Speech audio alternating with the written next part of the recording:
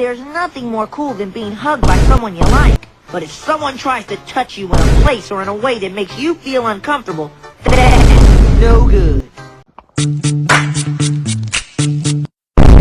It's your body. No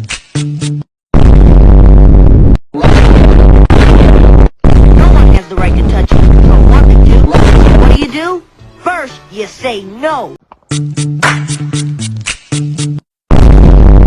Then, you get out of there.